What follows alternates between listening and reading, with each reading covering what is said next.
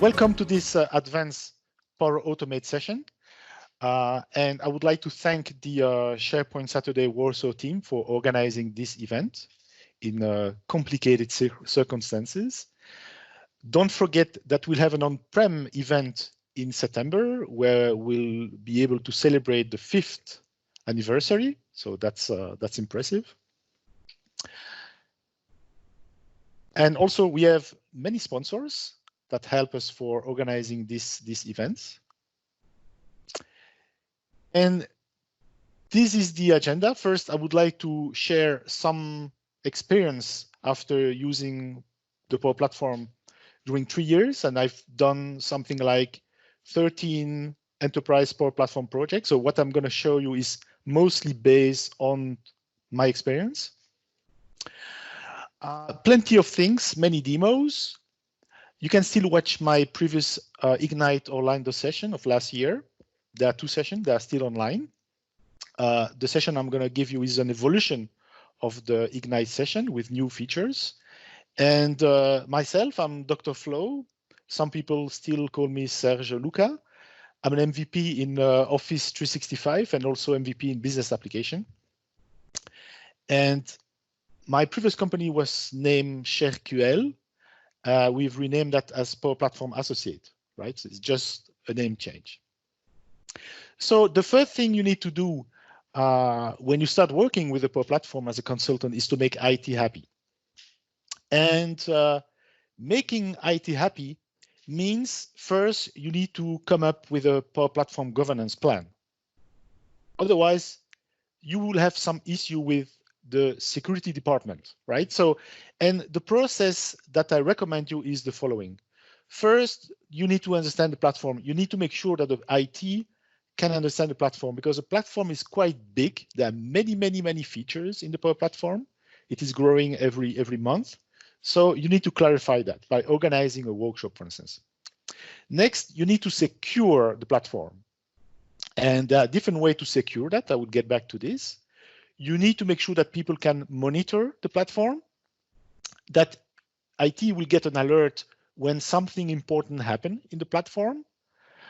And these last 3 steps are part of reducing risk. Okay. Of course, you need to empower the business. So you need to set up a community. You need to nurture a community. And you need to make sure that the Power Platform is integrated with the company support and operation. For instance, if the company uses ServiceNow, you need to make sure that if people want an environment or a new license or premium license, that there is a procedure in ServiceNow and much more than that. The last 5 features of the Power Platform governance plans are covered by a community tool that we call the Center of Excellence. So you can download that from GitHub, you can install it, and well, it's very interesting.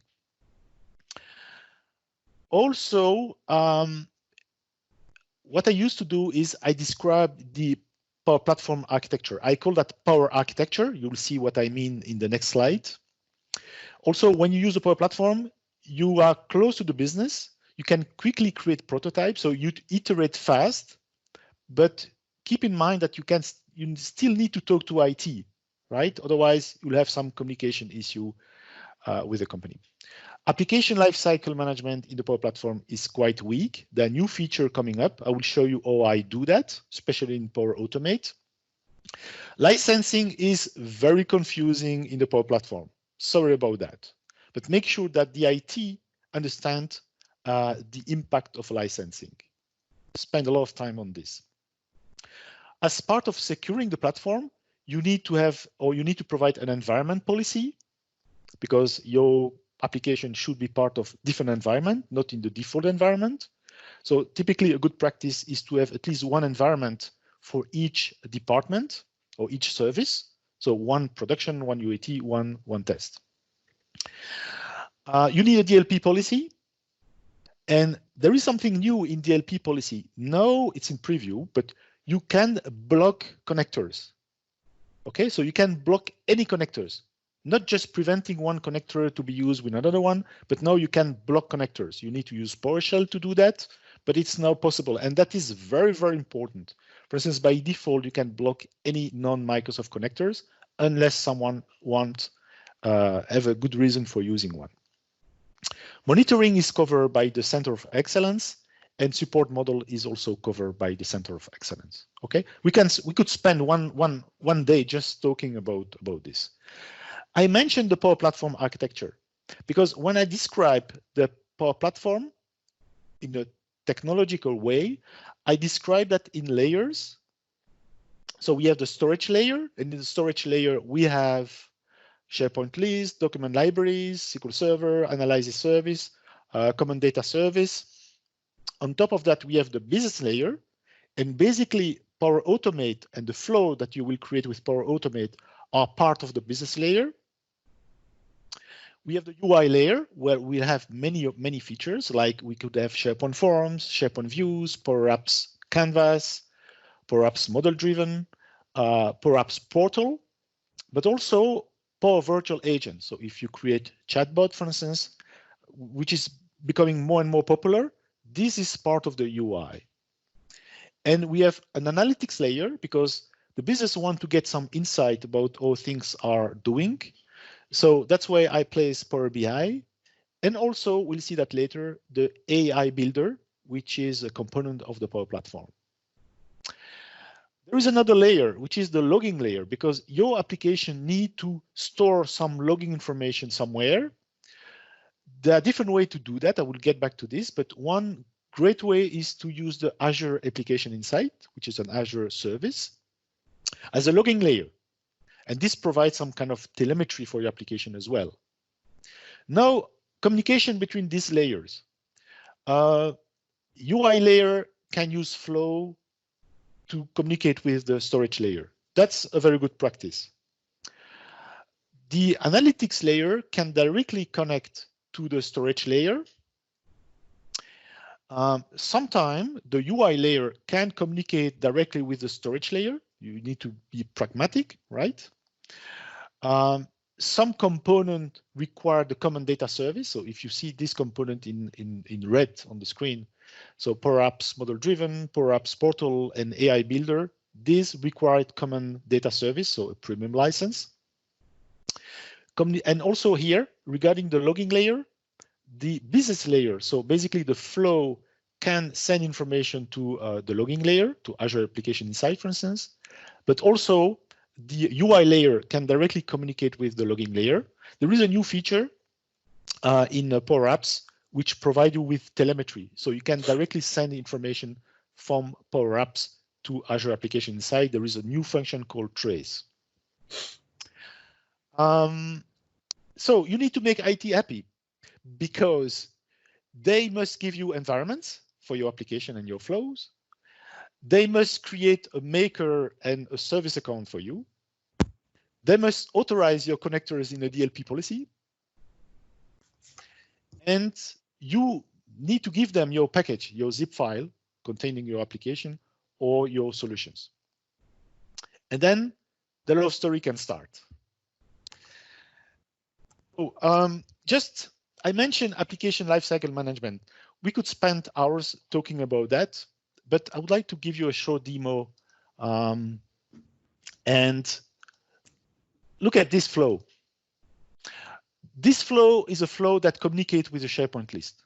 Okay, so here we connect to a SharePoint list called, I don't remember which name, whatever, ALM list production in this site. And when you do this, behind, under the cover, the system use the list GUID, right? So you have to provide the SharePoint site URL, the list GUID, etc. Same here, I connect to an Excel document, which is in document library. Okay, so under the cover, the system use list GUID, document GUID, table GUID, etc. So this is very complicated to deploy from dev to test to production.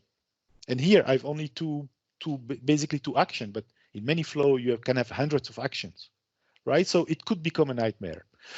So what I do is this. In every flow, I have a scroll called params, and yeah. Someone, yeah. So I have a scope called params, And params is a parsed JSON, and all information regarding this list, site URL, etc., is stored there. And I connect my flows to these params. So here, for instance, site address is connected to a custom value grabbed from site params. Yeah, here, site URL come from site params, as you can see. Same for the list GUID, same for everything here. So in params, what I do is this. It depends on the license. If I don't have a premium license, then I can have two compose here with the production values here or the UAT values, that's the same, okay? And I store this in my param, in my flow work, in UAT or production. Now, if I have a premium license, I create solution like here, for instance, SharePoint ALM. And in the solution, so you don't need a premium license to create solution. However, in the solution, I create an environment variable. So example here, my params contain some JSON information here about my site URL, my list URL, etc. And my flow grab this value at runtime. So I call a child flow, run a child flow that will analyze my solution, grab the environment variable, and feed my flow, right? That's a very nice way to deploy your flow across different environments. Okay. Let's go to the next thing. Make your code maintainable. How can you make your code maintainable? Well, first, document and comment your code, of course.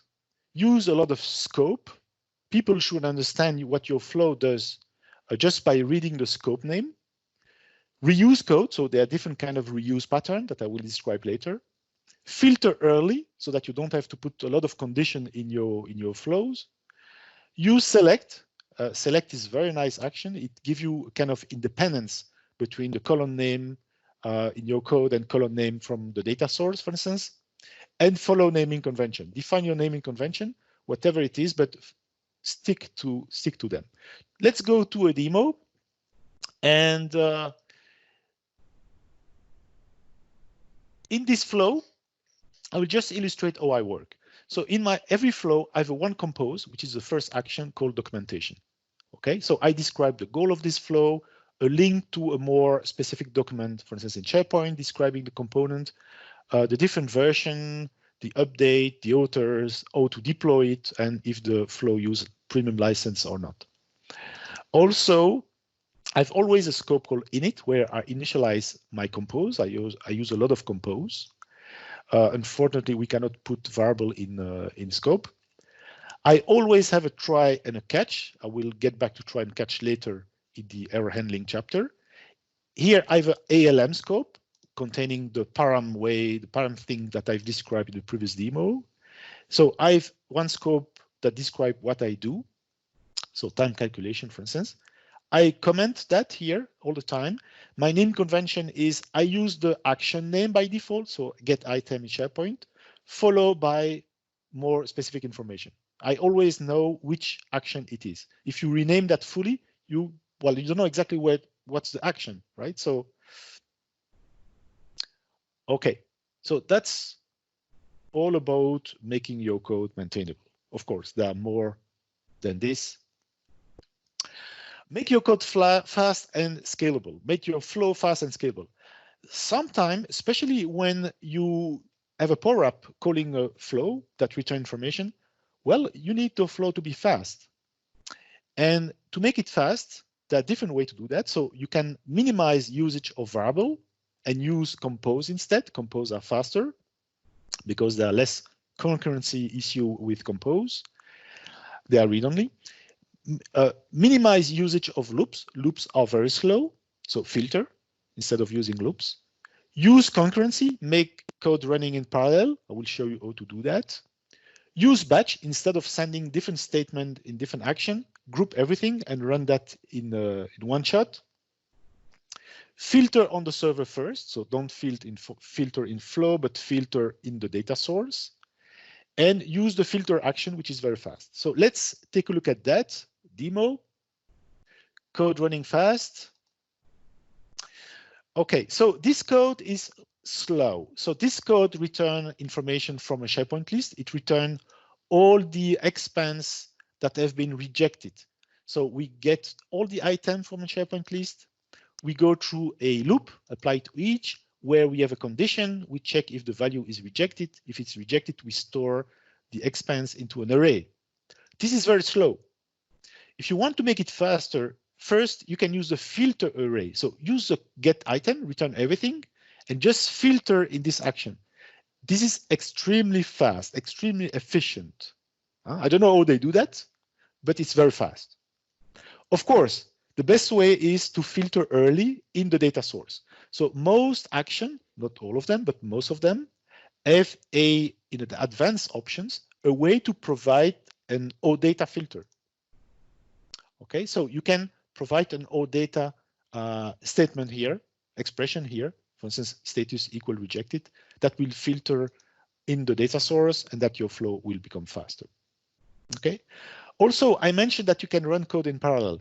Let's take a look at that. This is an example of slow code. Scope 1, let's do scope 1 followed by scope 2 followed by scope 3.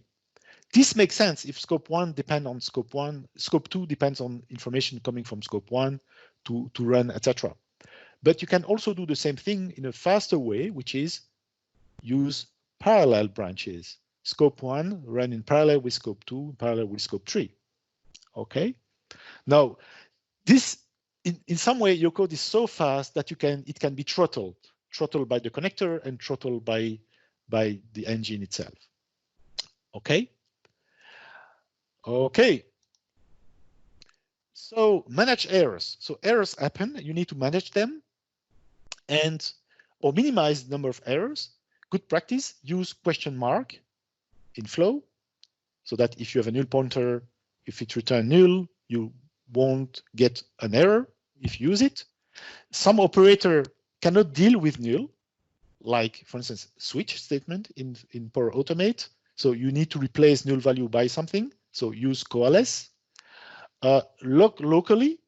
So if anything wrong happened, log this information locally in such a way that the business can take a look at what's happened with your code, but also log centrally, because if something wrong happened in your code, the IT must be aware of that.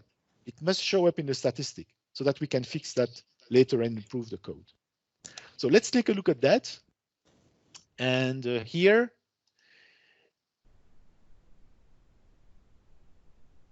so in every flow, I have a try and a catch, and the catch scope run if the try is in error.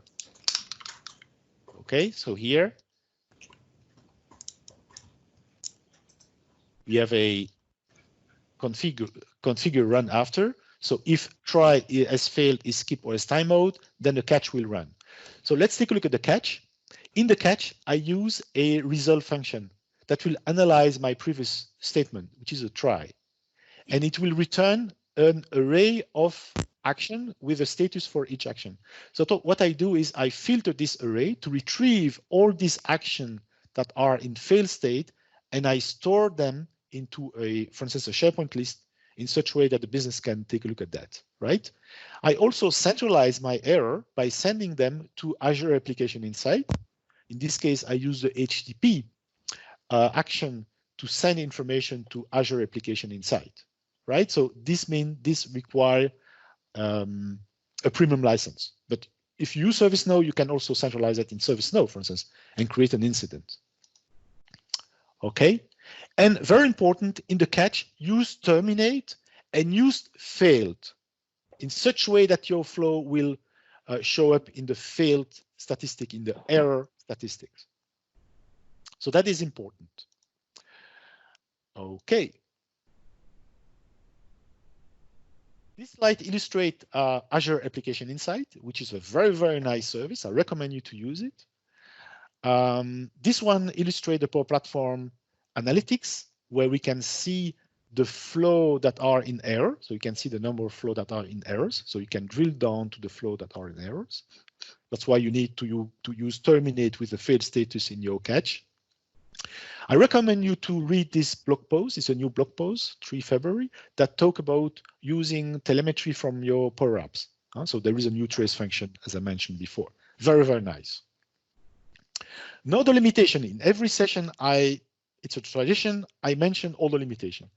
Limitation, we still have the 30 days limitation. After 30 days, your flow stops. So the workaround is to follow a pattern that I've proposed 2 years ago that I call the controller pattern. I will describe that later. Flow approval used to be 30 days, so now there's no limitation. If you want to benefit from this no limitation in the approval, you can use the CDS trigger when the record is updated, which require a premium license. Or you can also use the controller pattern that I will describe later. 500 action per flow. If you want more, you can create a flow that call another flow. So we can have nested flow. There are different ways to achieve that. Or you can raise a support ticket. Of course, I recommend nested flow. Loops, limitation 5,000 in do until, 5,000 in an apply to each. If you have premium, the premium gives you 100,000 in the apply to each, but you can have do and embedded do until if you want. There is guest access now in Flow in Power Automate. So external user can take part of your approval if you want, but this means that IT must provide an Office 365 license to each guest. Also, there's no state machine in the designer. However, if you follow my controller pattern, you can achieve robust enterprise-proof state machine. ALM, so Application Lifecycle Management DevOps, is still weak, but there are new components in the Power Platform that are being developed. They are in preview. Okay, but you can follow my param patterns. Also, an issue which is when a flow crash, you cannot resume it from where it crashed. So in long-running flow, this might be an issue. This is in the Power Automate roadmap. Okay, there is an API call limitation. So an API call means when you call an action. So there is an API call most of the time. Limitation is 500. I don't know if you can see the bottom of my PowerPoint, but 500 call per 5 minutes per user, plus limitation per 24 hours, depending on your license. So in Office 365, you cannot read that here, but it's 2,000 call per user per day. So make your code reusable. How can you make your code reusable? There are different patterns. Of course, the first is to create loops. So when you create loops, you reuse code which is in the loop, of course. You can have a flow calling another flow. There are different implementation for that I will show you. And of course, you can create custom connectors, but custom connectors require premium license. Master approval. Approval are very important because you might use flow in your application. Nobody will notice except when you send an approval. So C-level manager will see your flow because they will see your approval. So make sure that you master approval. First limitation, your flow will start after 30 days. So you need to make sure that the approval won't take more than 30 days. Most of the time, they don't take more than 30 days, but you know. So what I usually do in a pragmatic way is when I use approval, like here, start and wait for an approval, okay? I have another branch in the parallel that check if I don't reach 30 days. So for instance, after 28 days, I raise a notification to the BPM team or to people who need to approve. Okay, so this is important to have that. Okay, so make your flow, make your approval robust. Also, state machine. So I always use two examples to illustrate state machine. So let's take the first example. We have a user who publish a legal document, and this document have to be approved by different teams. First, the team advisor must validate the content. The secretary office team must validate the style, and then the big boss will validate the final document. Implementing this in Power Automate is quite easy. The problem is if someone reject, if boss reject, if secretary reject, if advisor reject, you need to get back to the previous state, right? So this is becoming complicated. Even worse, the big boss can say, I reject, but I want to redirect to secretary or to advisor or to the first user. Okay, so that's absolutely normal use case for the business. So you need state machine. State machine allow you to manage that. Also, second example, a user submit a travel expense. The travel expense must be approved by a first line manager. And if the first line manager doesn't react on time, then we're gonna ask the big boss to approve. And if the big boss doesn't react, we're gonna ask the big boss again and again and again.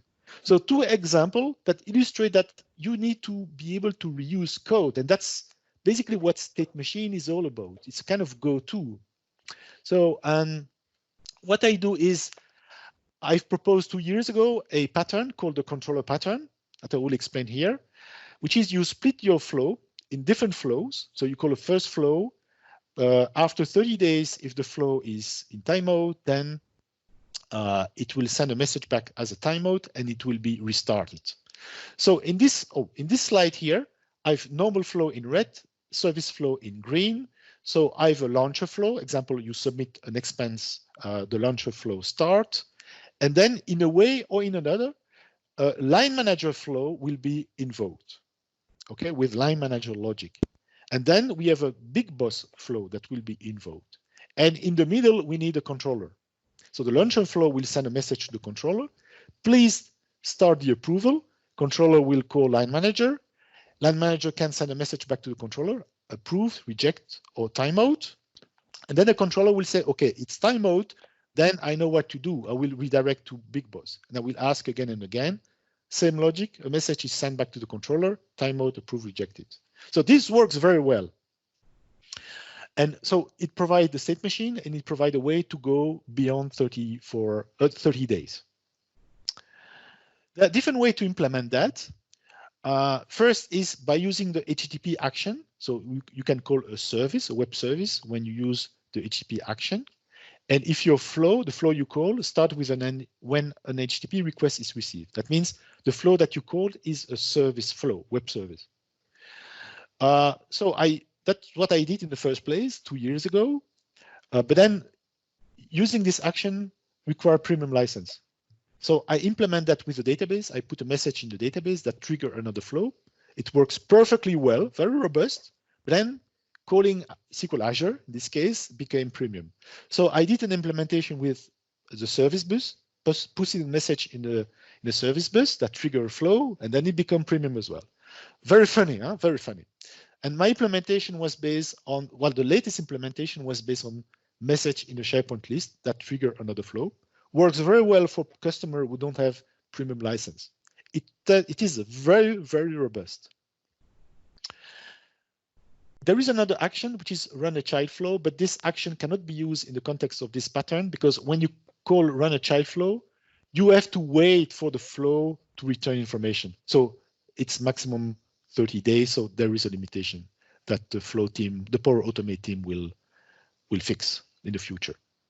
Also, notification is very important. Don't forget to notify people, otherwise you'll have issues.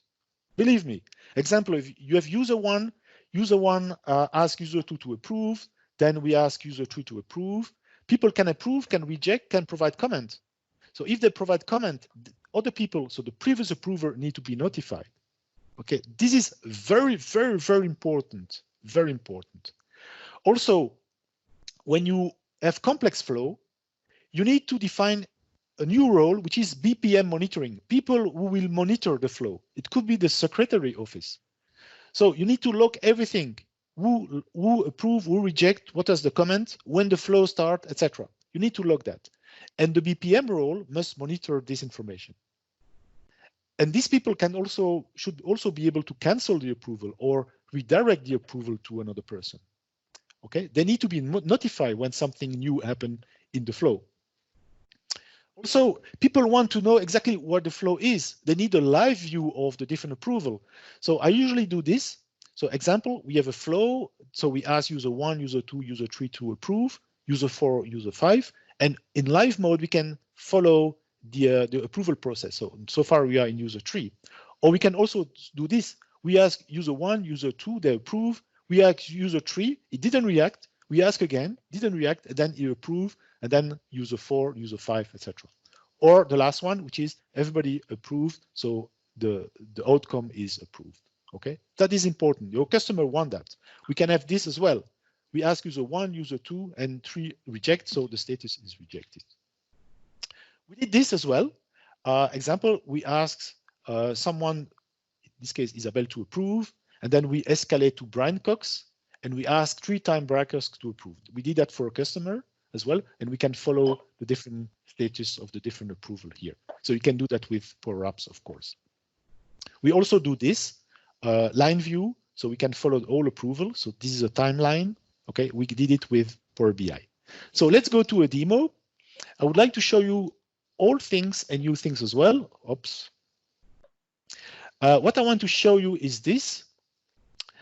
I have a travel expenses proof of concept where people can follow their expenses. So any employee can put the stored expense in the list of expense.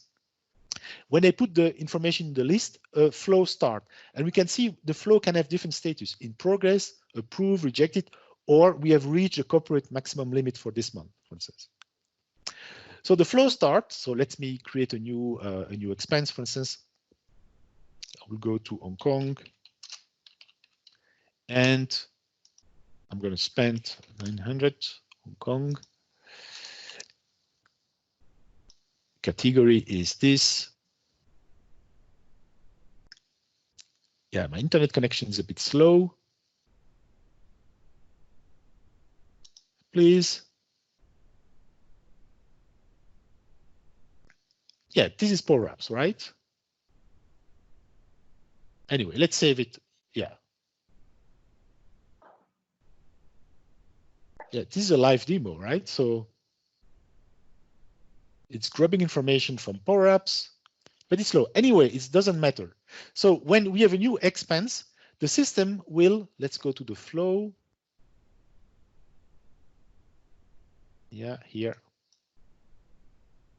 Let's go to the flow. This flow will start, and the flow will call the controller, and the controller will call the following flow, which is the line manager approval. What is interesting here is that we do a lot of things, but first we post information into a team. We have a team for the procurement. Let's go to the team. Procurement team, Contoso Finance, yeah, procurement team. And when we have a new expense, you can see the expense show up in the team channel so that members of the procurement can start discussing. And the manager will see that, and they can also take part of the discussion. We can do that because we have an action called post your own adaptive card as a flow bot to a channel. Okay. Also here, then I will create the approval, and I do the approval in 2 steps: create an approval, wait for an approval. And the benefit of this is when you use create an approval, this generate code for adaptive card, and you can send the adaptive card to the user. Okay, so you can brand your approval. So here I have a scope where I brand the approval. So I put my company logo, I do many things. And basically what the user will see is this. Let's go to the approver. Yeah, it will get an approval request. You see, oh, yeah, approval request, fully branded. Okay, and you can click on approve, reject, or whatever. So this is adaptive card. So I recommend you to learn adaptive card. You can brand everything. You can brand the button, approve, reject, etc. That's very, very nice. Okay, so and then the system waits for the approval, and when the user say yes, approve or reject, then the system will react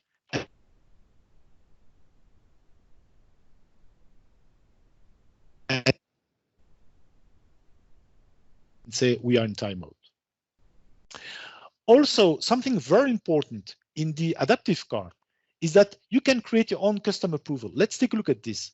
This is actually new. Let's get back here. Let's close this. Yeah, this is a flow. And what is new is we have a new action: post an adaptive card to a team and wait for a response. So we can bypass the approval. You can directly send your adaptive card. Okay. You can pass information to the adaptive card core here, for instance. You have an adaptive card designer like this one, and you can bind directly your data here in the adaptive card. This is new. This is in preview. So you can send adaptive card to a team channel or to a user. That's really interesting. So the future is into adaptive card, I believe, right? I think Thomas believes that as well. Okay, so next, so I'm working on new generation of this controller pattern where I'm going to use the common data service to listen to reaction. That's for people who are aware of common data service. Then my customer came with new use cases. Example, he say, okay, this works very well, but we have too many human approval. Could you minimize that? So what I've done is this. I've used AI to minimize the approval. So I've created a new branch in my approval flow, in my controller pattern called virtual boss. And basically, I ask machine learning to check if probability for approving is high or low. And the machine learning return information back to the controller and say, okay, it's approved with this probability, or I don't know. I don't know. So if it does not know, then the controller will ask a human to approve. Okay, so that works very well. So we have implemented machine learning in Azure Machine Learning, or Azure Machine Learning Studio with our implementation. But you can do that with AI Builder. We haven't done that, but you can absolutely do that in AI Builder. I won't get into the detail, but in AI Builder, we have a prediction model that you can use. Okay, so in our flow, what we've done is, I think that we have it here. Okay, we ask a virtual big boss stage here. So we call the virtual big boss, which is a machine learning web service. We pass information and we get the result, which is it's approved with this amount of probability, and we talk back to the controller. Okay, so that works very well. So I'm checking the time. Okay, we still have plenty of time. So I recommend you to take a look at AI Builder. It's very interesting if you don't want to get into the details of Microsoft Azure Machine Learning. I will skip that. Also, and that is very important, if you call flow from Power Apps, you need to be aware of these patterns. The patterns are the following. There's no elevation of privilege by default in Power Apps. So let's say you have Alex. Alex use a Power Apps application, and the Power Apps application called a flow, and the flow is made with a flow service account, right? So if the flow access a SharePoint list, the question is, who access the SharePoint list? So many people, I've noticed that many people believe upfront that the flow service will access the SharePoint list. It's not. There's no elevation of privilege. That is very important in our architecture. So it's not the flow service account. It's Alex. Alex will access the SharePoint list. So you need to make sure that Alex has the permission to access the SharePoint list. So let's say if you have a flow that is supposed to put some unique permission in a SharePoint list, most users don't have the permission to do that. So you need some kind of elevation of privilege. So how can you do that when you have a Power Apps that call a flow? Well, there are two ways to achieve that. So let's get back to a previous example. Alex call a Power Apps and Power Apps call a flow running with the flow service account. Well, the good practice is to call another flow, because we have a new action called run a child flow. If you want to use run a child flow, you need to make sure that your application or your flow that call another flow is in a solution. That's important. So the run a child flow can call another flow. And when you call another flow, it's like when you call an automated flow, it uses the maker account so that this secondary flow, so this one here, can access your SharePoint list, even though Alex doesn't have permission to access SharePoint list. Okay? So you have to be very careful when you use that. And also, let's say this new flow here, this secondary flow, can also use premium feature, like the word connector, which is premium. So the question is, who need a premium license?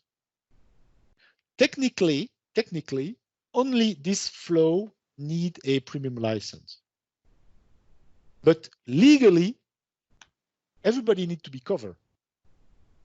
That means if you use a Power App per app license, so every user needs a premium license, right? There is an alternative, which is to use one per flow license for the whole company. You know, this license that costs something like $500 covered the whole companies up to, I think, 3 flows. I think 3 flows, yes, right? So if you want additional flows, it's €100 or $100.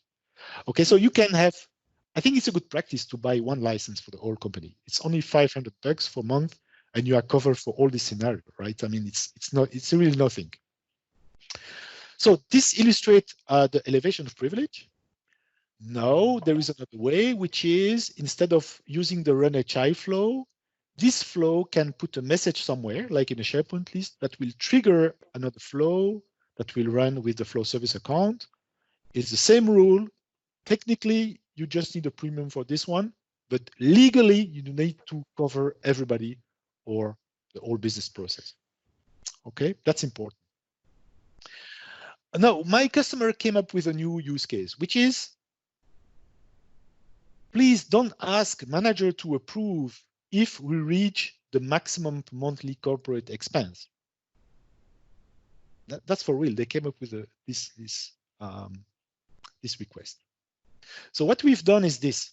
We've used Power BI because Power BI can call a flow. So let's quickly talk about the interaction between flow and Power BI. We still have plenty of time. So in Power BI, we can have this. So we have a flow that can connect to a data source, and so including putting approval information in the data source. And with Power BI, you can create a dashboard. Okay, so you can connect to the data set. The data set is connected to the data source, and you can create dashboard.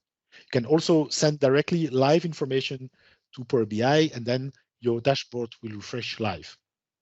But we have the other way around, which is a Power BI can call a flow. So you can put an alert in a Power BI that will trigger a flow. That's what we have used in our use case.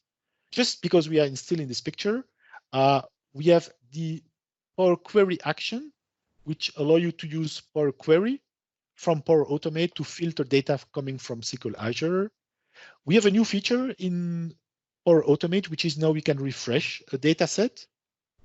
Common data service is also very important in the Power Platform. It could be a data source, and you can synchronize the common data service with external data by using data flow. Okay, just one.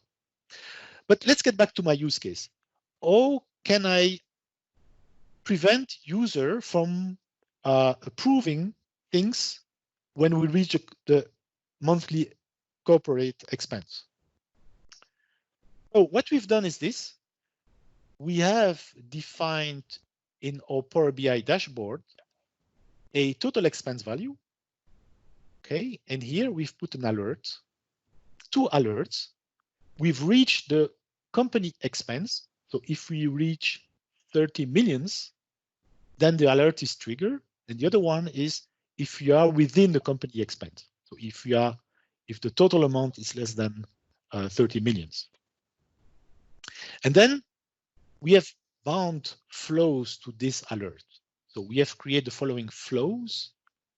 When a data-driven alert is triggered, bound to this alert. And the other one is when we have reached a company expense limit. So this flow updates a system list in SharePoint with some specific value. And then we don't ask if someone store a new expense in the SharePoint list, then the system will say, hey, we cannot approve because we have reached a company expense limit. Okay, so Power BI calling flow. Also, we've used Power BI to provide the live view analytics on our expense. So example here, if we follow the Seattle expense, when you click on Seattle expense, or let's take another one or whatever, or Antwerp, for instance. Yeah, Antwerp. Okay, so Antwerp, this expense has been submitted to this person As you can see here, we have the details. We have escalate because this person didn't react, escalate to this person, re-escalate again, and then finally, this person did approve after the escalation. So we can follow the whole approval process here. We have a timeline here, okay? And so this has been implemented with Power BI in this specific case. Okay, so you can do plenty of things. Actually, if you want to do a serious Power Platform project, you need to use Power BI for your insight, including for following your flow approval. Okay. Okay, so we are reaching the conclusion. There's much more than that. We could spend hours talking about best practice in Power Automate. There's more than that. I recommend you to learn UI flow if you don't have any API and you want to automate things when you don't have any API or legacy system, you need to use UI flow. Adaptive card is becoming more and more important. I use that all the time now. Okay, so I recommend you to learn adaptive card. The Power App portal is very interesting as well. Common data service is essential if you want to use the Power Platform. Microsoft Forms is important. Azure Function, Service Bus. If you want to do enterprise integration, you need to fully master Service Bus, Azure Event Grid. The Azure API management as well is very important. Of course, SQL Azure. So now I use more and more the Common Data Service instead of SQL Azure. Okay, I've seen some small difference in terms of performance with SQL Azure for some specific application, but for business application, I recommend you to use the Common Data Service. Okay, so that's it for today. I hope that you enjoyed this session, and we are doing that for the first time, so don't hesitate to provide your feedback and enjoy the SharePoint Saturday online. Thank you very much.